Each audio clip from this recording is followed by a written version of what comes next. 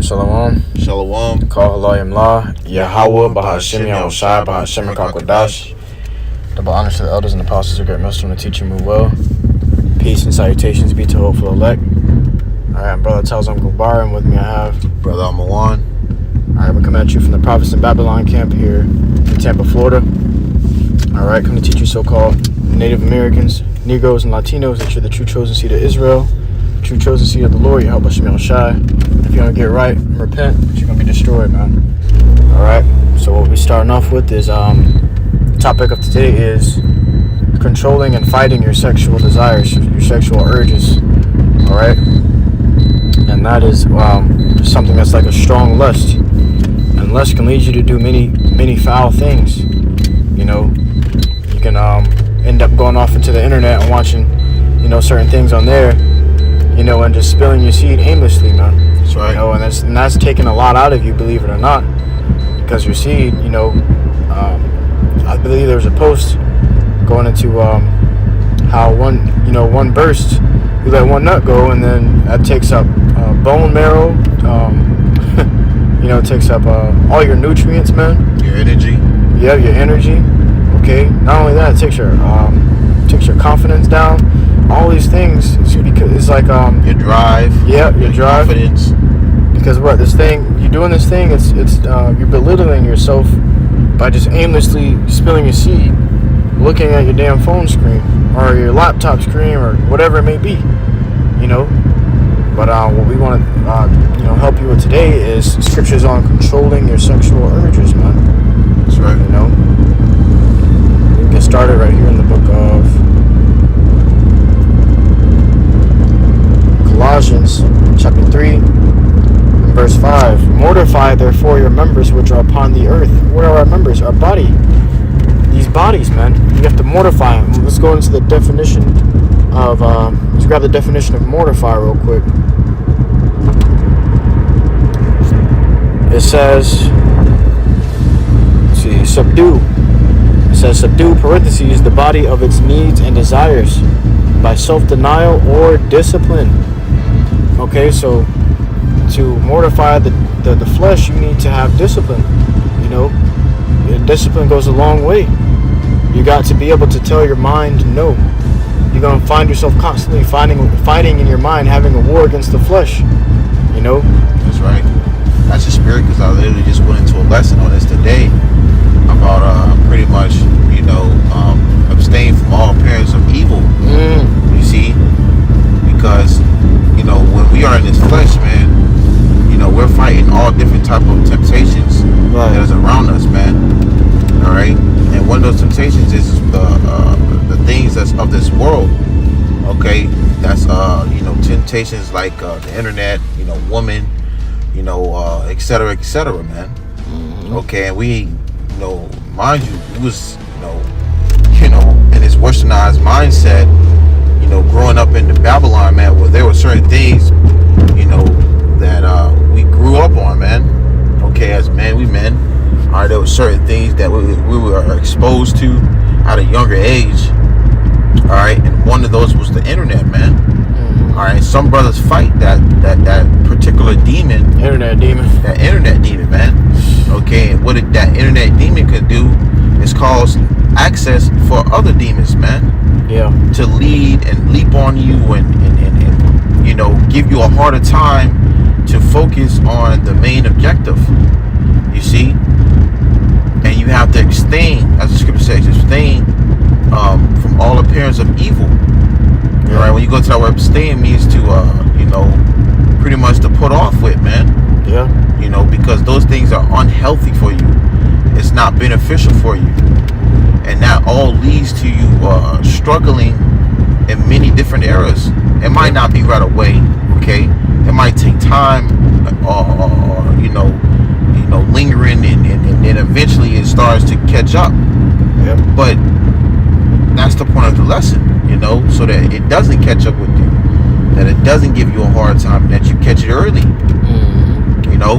And we men, as the scripture says in Proverbs chapter 24, verse 16, for a just man falleth 7 times. Yep. All right.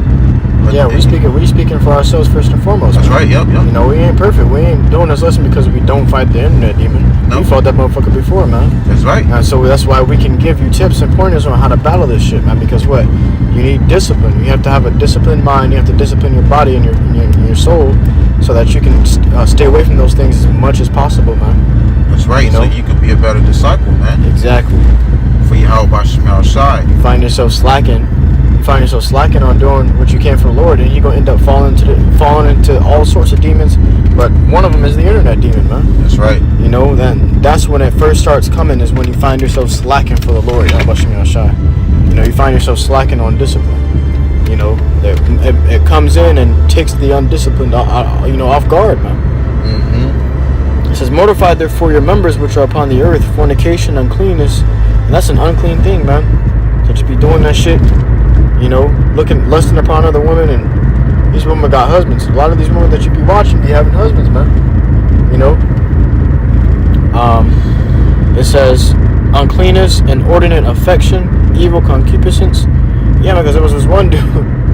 There's one post that came out where this woman was like, her husband was scared to kiss her. Well, wasn't scared. He didn't want to. He was disgusted with kissing her. He didn't want to kiss her or whatever and touch her after she came home from work. And her job was to be on the internet, man.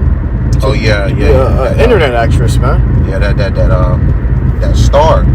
Yeah. She was a star for being in that type of industry that you would go to on the internet and look at, man. Mm-hmm. And he was like, yo, he didn't want to kiss her, you know. Right. He didn't want to, he didn't want to pretty much do all the things because that woman he didn't laid with, okay, or been with, has a job which is given into pretty much adulterousness, you know. But it's a wicked world, man. You know, you would have asked anyway, you know. Sure. That's completely off anyway. But needless to say, you know, those are heathens, man. You know, they ain't gonna be doing wicked stuff anyway. But just for great examples of reasons of why those things could be unclean and even sickening, okay, because of what that could lead to. Right. All right. Mm-hmm. Those type of experiences, man. All right. Inordinate affection, evil concupiscence, and covetousness, which is idolatry. So these things can lead you into committing adultery as well, man. You know, you can end up worshiping that internet demon. You can end up worshiping the internet, man. You know, by giving so much time to it. You know, thinking upon it all the time. You can end up worshiping that shit, man, and it becomes like covetousness. Oh, I want this woman. Oh, I want that woman. And then it becomes idolatry, man. You know, and then you really on bad terms with the Lord, because you can't discipline yourself. You know? Yeah. It says 1 Peter chapter 2 and verse 11, "Dearly beloved, I beseech you as strangers and pilgrims, abstain from fleshly lusts, which war against the soul." Right. Hey, you know, that's a very important message because we're in this flesh, this corruptible flesh, man.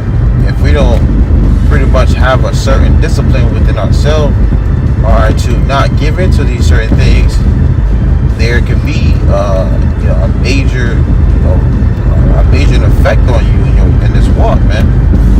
You know, bring it back, Baba Kashaw. It says, "Dearly beloved, I beseech you as strangers and pilgrims, abstain from fleshly lusts, which war against the soul." So it's a battle, man.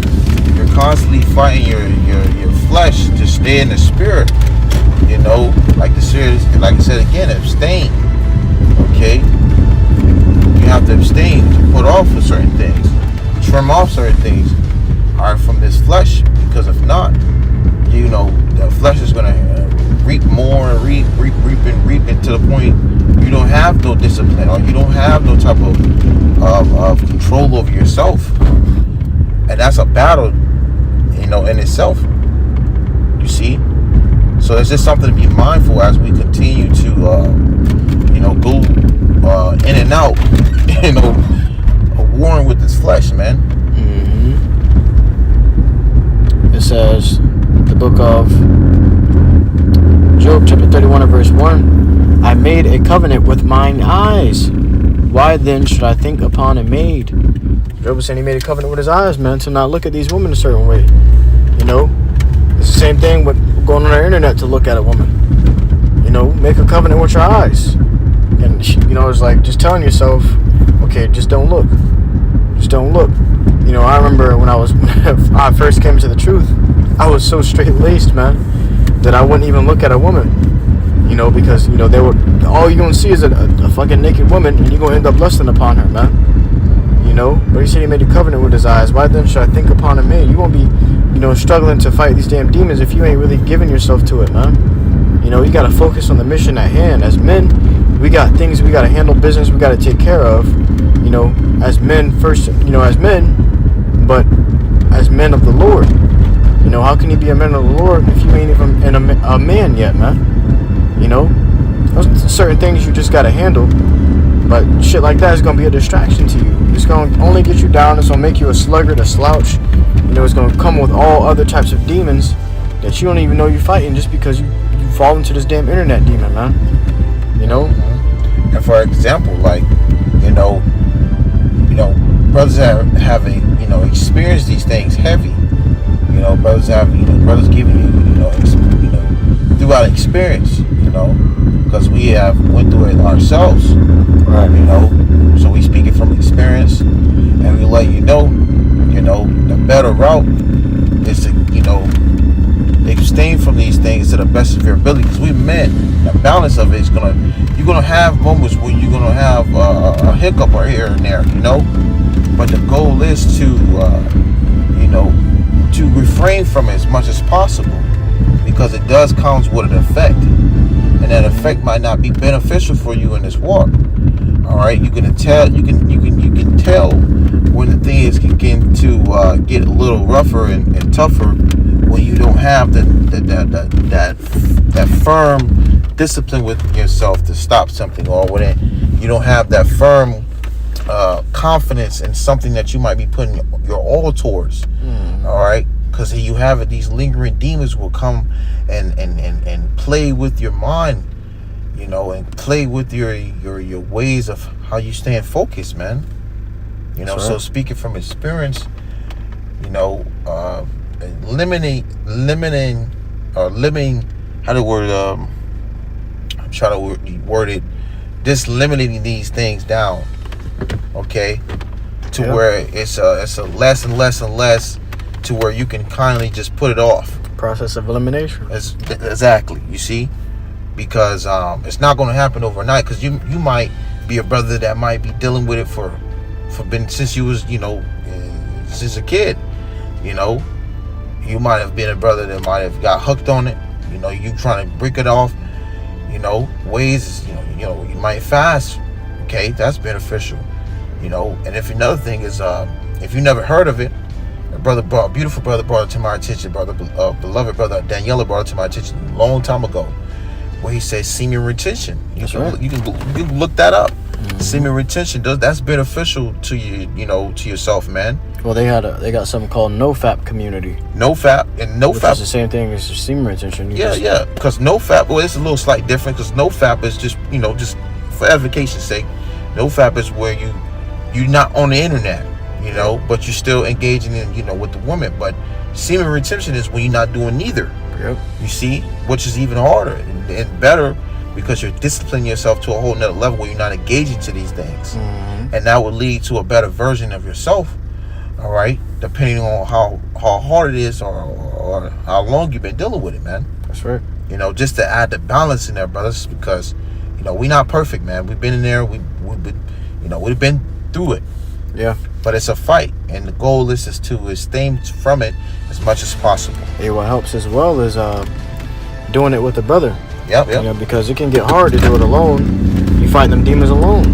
When you have a brother, you know, that brother gonna be there for you to pick you up when you fall, and when he falls, you're gonna pick him up, and y'all gonna be doing it together. It's all right, brother.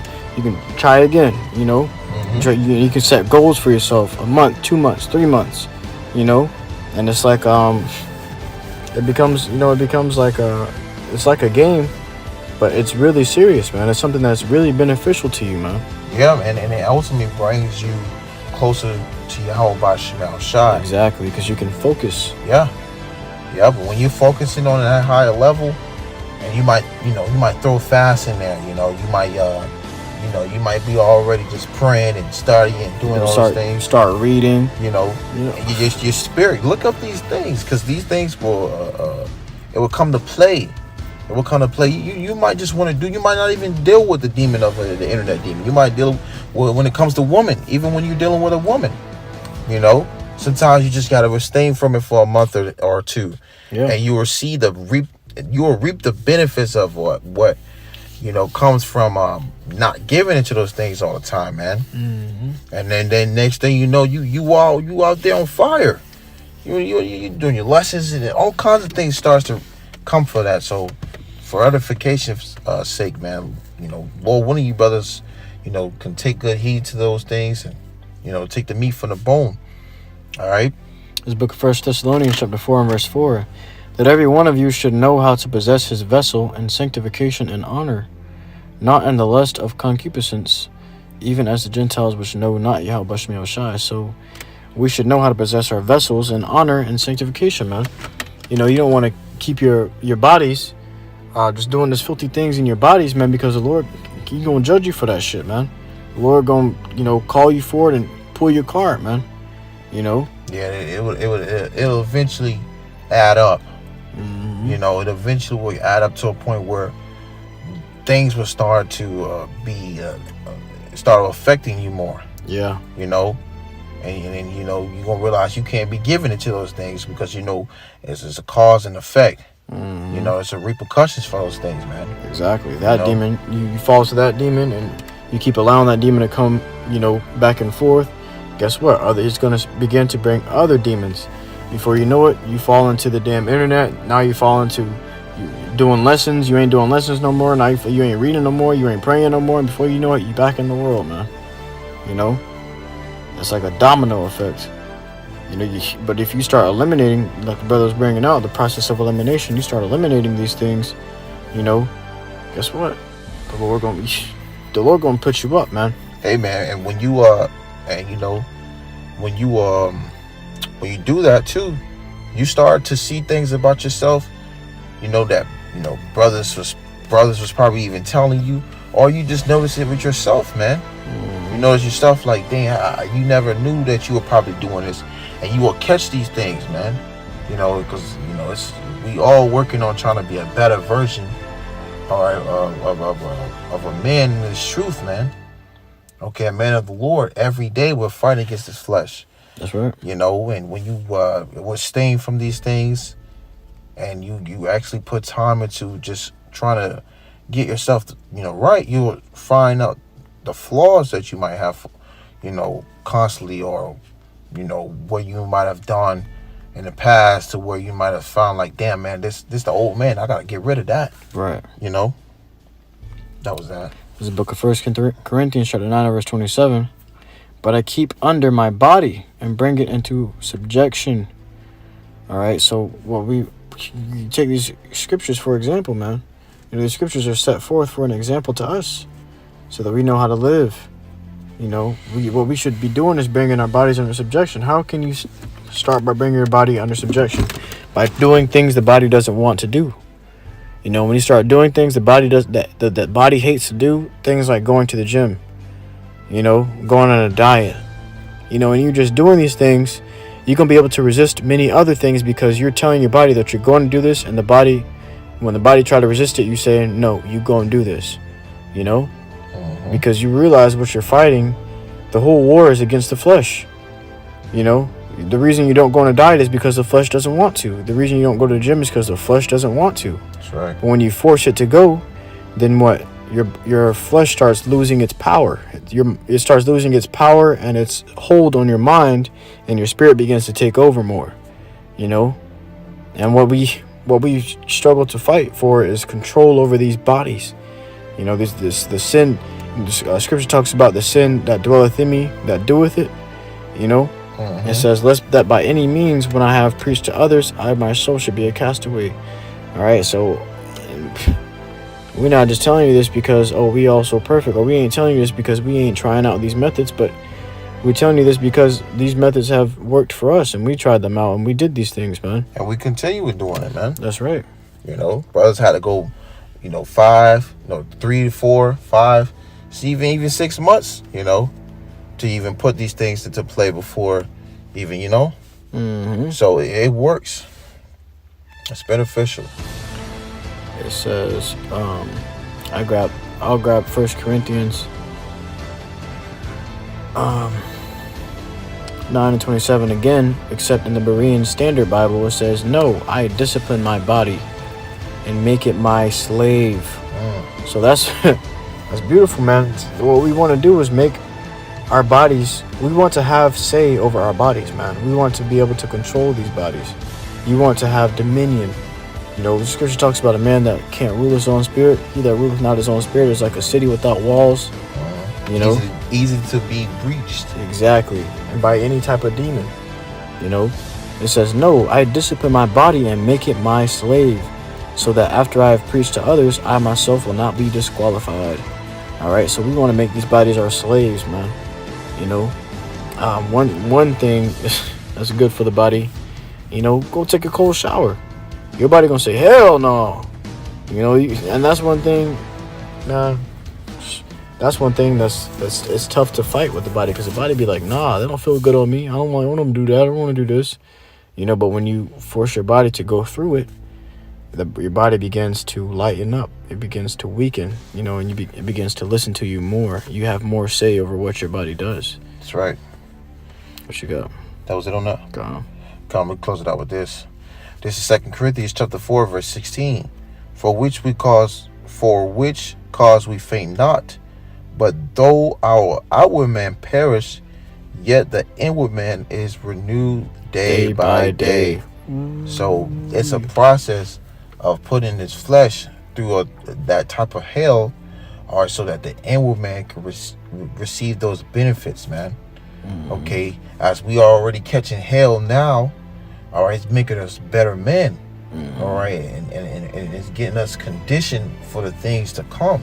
That's right. How much more of applying certain things, as we had mentioned in this lesson, all right, to your walk, to benefit in more of the inward man to be strengthened in the times to come.